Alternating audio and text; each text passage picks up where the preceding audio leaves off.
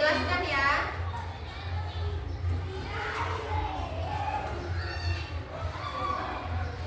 Fase C.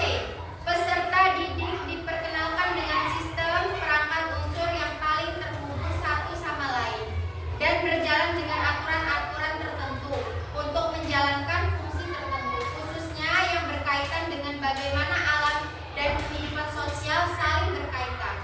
Dalam konteks kebinekaan, peserta didik melakukan suatu tindakan, mengambil suatu keputusan, atau menyelesaikan permasalahan. Peserta didik melakukan suatu tindakan, mengambil suatu keputusan, atau menyelesaikan permasalahan yang berkaitan dengan kehidupan sehari-hari berdasarkan permasalahan terhadap materi yang telah dipelajari.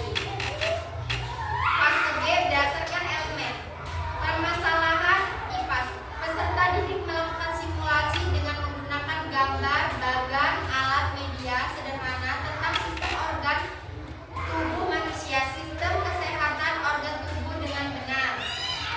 Peserta didik menyelidiki bagaimana hubungan saling bertergantungan antar komponen biotik, abiotik dapat mempengaruhi kestabilan suatu ekosistem di lingkungan sekitarnya.